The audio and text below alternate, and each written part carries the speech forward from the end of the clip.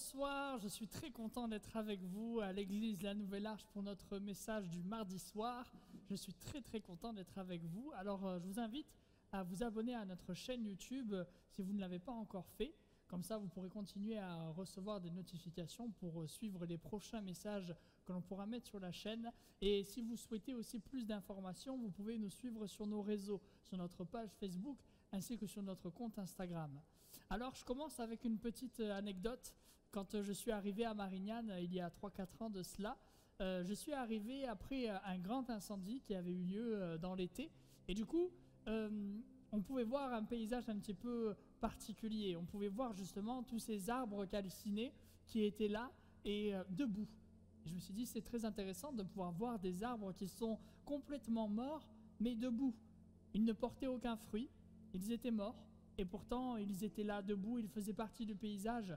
Et ça m'a fait penser à ces chrétiens qui sont finalement comme ces arbres, morts, mais debout. Ils continuent à venir aux réunions, ils vivent la communion fraternelle, ils servent dans l'église, mais finalement, au fond d'eux-mêmes, ils sont comme morts. Et le titre de mon message ce soir, c'est « Pourquoi es-tu mort ?» J'aimerais voir avec toi quelle est la raison de cette mort. Pourquoi es-tu mort? Qu'est-ce qui s'est passé dans ta vie? Et j'aimerais surtout voir avec toi comment ressusciter avec l'aide de Christ. J'aimerais faire une courte lecture avec vous dans Actes chapitre 20 et au verset 9. Or un jeune homme nommé Eutychus, qui était assis sur la fenêtre, s'endormit profondément pendant le long discours de Paul. Entraîné par le sommeil, il tomba du 3e étage en bas et il fut relevé mort. Mais Paul, étant descendu, se pencha sur lui et le prit dans ses bras en disant « Ne vous troublez pas, car son âme est en lui. » J'aimerais simplement remettre cette histoire dans son contexte. Nous avons Paul qui vient d'arriver dans une ville qui s'appelle Troas pour rejoindre ses compagnons. Et là, nous avons Paul dans notre lecture qui se trouve dans une chambre haute avec ses amis ainsi qu'avec des personnes. Il est en train de discuter avec lui et finalement la discussion commence à s'éterniser. On peut voir même dans le texte que cela continue jusqu'à minuit. Et nous avons ce jeune homme, Eutychus, qui est là au bord de la fenêtre et il va commencer à s'endormir. Il se fait entraîner par le sommeil de l'autre côté de la fenêtre et il tombe et il meurt. Mais merci Seigneur, cette histoire finit bien. Nous savons qu'à la fin, ce jeune homme est ressuscité. Dans notre histoire, la parole de Dieu nous dit qu'il est mort simplement en tombant. On nous renseigne en fait sur sa mort. Lui, on le sait comment il a vécu cela. Du coup, j'aimerais te poser cette question. Pourquoi es-tu mort? Qu'est-ce qui a fait justement dans ta vie que tu te sois endormi spirituellement? Pourquoi est-ce que ta flamme s'est endormie? Pourquoi est-ce que ton zèle est parti? Pourquoi est-ce que ton premier amour pour Dieu est parti? Pourquoi es-tu mort? Qu'est-ce qui s'est passé dans ta vie pour que tu sois dans cet état? Peut-être que tu as été déçu par des hommes, peut-être que tu as été déçu par Dieu, peut-être que finalement tu vis dans la dépression qui te ronge jour après jour, qui finalement te détruit. Tu n'as plus le goût à rien, tu n'as plus le goût de la vie, tu n'as plus le goût de la relation avec Dieu. Peut-être que c'est l'angoisse et l'anxiété qui finalement tu n'arrives plus à dormir, tu n'arrives plus à trouver le sommeil. Peut-être que tu as perdu quelqu'un de cher, peut-être que c'est le péché qui est revenu dans ta vie. Est-ce que finalement tu es devenu esclave du péché à nouveau? Ce n'est pas parce que tu es chrétien que tu ne peux pas retomber dans le péché. Dans 1 Corinthiens chapitre 10 et verset 12, que celui qui croit être debout prenne garde de ne pas tomber. Être enfant de Dieu, ça ne veut pas dire que nous sommes intouchables. Nous ne sommes pas exempts de péché jusqu'à la fin de nos jours en attendant Jésus revenir. C'est un combat de chaque jour, justement pour ne pas retomber sous l'esclavage du péché. Toi qui nous regardes pour la première fois, peut-être que c'est ton cas. Tu es esclave de peut-être ton addiction. Peut-être que c'est la drogue, peut-être que c'est l'argent, peut-être que c'est l'achat compulsif, peut-être que c'est la pornographie. Tu es esclave de quelque chose qui a pris une place tellement grande dans ta vie qui te détruit. Peut-être à petit feu, peut-être que tu ne le vois pas, mais finalement les personnes qui sont autour de toi, tu les as mis au second plan, tu les as mis à l'arrière-plan. Et ce qui détruit ta vie a pris la première place. Dans Romains au chapitre 6 et au verset 23, la Bible nous dit que le salaire du péché, c'est la mort et que le don gratuit de Dieu, c'est la vie éternelle. J'aime beaucoup ce verset parce que finalement, pour obtenir le salaire, il faut faire un travail. Il faut que tu donnes quelque chose qui vienne de toi. Et le péché va te dire justement, Tu veux être heureux, il faut que tu me donnes quelque chose. Donne-moi ton temps, donne-moi finalement tes relations, donne-moi ta vie. Et tu vas voir, tu vas être heureux. Mais finalement, tu vas perdre tellement de choses. Et peut-être que tu vas vivre un bonheur éphémère. Mais la seule chose que le péché pourra t'offrir, c'est la mort. Alors qu'avec Dieu, tu ne dois rien donner. C'est lui qui te donne gratuitement la vie éternelle, car Jésus a tout accompli sur la croix pour toi. Ce soir, Jésus peut rentrer dans ta vie. Dans Galates au chapitre 5 et au verset 1, c'est pour la liberté que Christ nous a affranchis. Tenez donc ferme dans cette liberté et ne vous placez pas dans de nouveau sous la contrainte d'un esclavage. Mon frère, ma sœur, j'aimerais te dire, tu n'es pas fait pour être esclave, tu n'es pas fait pour redevenir esclave. Le péché est derrière toi. Maintenant, tu es libre. Et ton Sauveur Jésus t'a complètement libéré de tout ce que tu as vécu avant. Alors ne retourne pas peut-être vers ce que tu as vomi. Tu es fait pour être libre en Christ et non pour la mort. Ce n'est pas parce que tu es debout comme ces arbres que finalement tu es vivant. Peut-être que tu portes un masque devant tout le monde. Tu souris, tu sers, tu pries, tu loues Dieu. Mais tu es mort. J'aimerais te dire non, va vers Jésus, demande la liberté. Tu es fait pour être libre, tu n'es pas fait pour être esclave du péché, tu es fait pour être esclave de Dieu. Détache-toi de cet esclavage.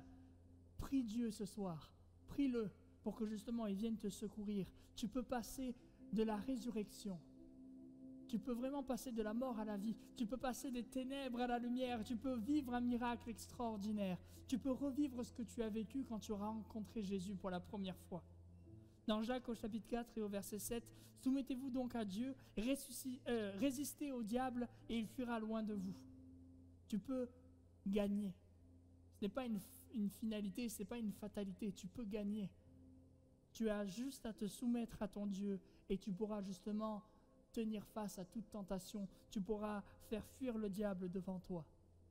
Revenons maintenant sur notre histoire. Paul dira à ceux qui ont vu Eutychus tomber qu'il n'y ait pas de trouble parmi eux, car son âme est en lui, comme un espoir de résurrection, comme s'il disait, regardez, j'ai un pouls, je sens la vie en lui, et toi c'est exactement la même chose, et il y a encore la vie en toi. Jésus veut vivre en toi, Jésus veut te transformer à nouveau, il veut transformer le mal en bien. Jésus ne veut pas simplement que tu sois loin de lui, il ne veut pas te voir retomber sous l'esclavage du péché, il veut que tu reviennes dans ses bras, il veut que tu reviennes auprès de lui. Ce soir, je t'invite à te débarrasser de ce péché, de cette dépression, de cette angoisse qui finalement t'amène à mourir et même à faire mourir ta foi. Tu n'as plus de foi en Dieu, tu n'as plus foi en cette relation que tu avais avec lui. Reviens vers Jésus et tu verras, ta foi va revenir et tu pourras revivre quelque chose avec ton Dieu. J'aimerais finir en te disant, quel fruit veux-tu porter?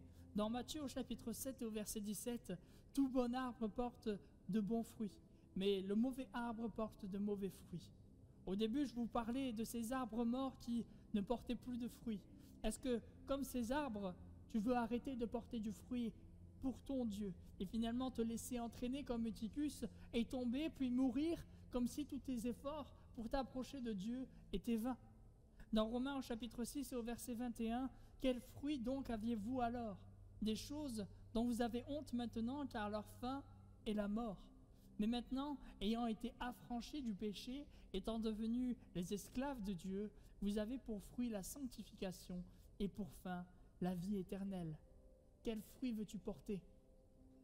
Est-ce que tu veux porter ce fruit qui mène à la mort ou est-ce que tu veux porter ce fruit qui mène à la vie éternelle? Est-ce que tu veux t'en sortir ce soir? Est-ce que réellement tu veux faire ce choix? Moi, je ne peux pas le faire à ta place. Je ne peux pas faire cette démarche à ta place. Jésus non plus ne peut pas faire cela à ta place. C'est à toi de te positionner. Nous avons l'exemple notamment avec Judas. Judas qui, lui, a pris cette position, mais finalement, il a porté un mauvais péché et un mauvais fruit. Il a péché et puis finalement, il a vendu Jésus. Alors que lui, Étienne, lui, il a porté un bon fruit jusqu'à la fin de sa vie. Lui, même à l'article de la mort, il a demandé qu'on pardonne justement ses assassins. Dans 1 Pierre chapitre 1 et verset 14, « Comme des enfants obéissants, ne vous conformez pas aux convoitises que vous aviez autrefois, quand vous étiez dans l'ignorance, Mais puisque celui qui vous a appelé est saint, vous aussi soyez saints dans toute votre conduite. J'ai envie de te dire, marche dans la sanctification. Cherche la sanctification, cherche à être saint, cherche à t'éloigner du péché. N'essaye pas de vivre en borderline. N'essaye pas de te dire, tiens, le péché est juste là, mais je ne pêche pas encore. Non, ne te fais pas avoir par la tentation. Cherche à être saint devant ton Dieu. Cherche à être comme lui. Cherche à ressembler à Jésus. Essaye de porter du fruit qui mène à la vie éternelle. J'aimerais finir ce moment avec vous, avec la prière. Seigneur, je veux te prier pour ces chrétiens qui finalement sont morts et finalement n'ont plus de vie avec toi. Je veux, Seigneur, qu'ils puissent revenir vers toi, laisser peut-être un péché, être délivrés de la dépression, être délivrés de certaines choses. Qu'au nom de Jésus, tu puisses intervenir dans leur vie et qu'ils puissent porter du bon fruit, qu'ils puissent vivre une résurrection, qu'ils puissent passer de la mort à la vie au nom de Jésus et que vraiment ils puissent porter un bon fruit pour toi. Merci Seigneur, Amen. Je vous invite à continuer à nous suivre et je vous donne rendez-vous vendredi à 19h30 sur la chaîne YouTube de l'Église La Nouvelle Arche.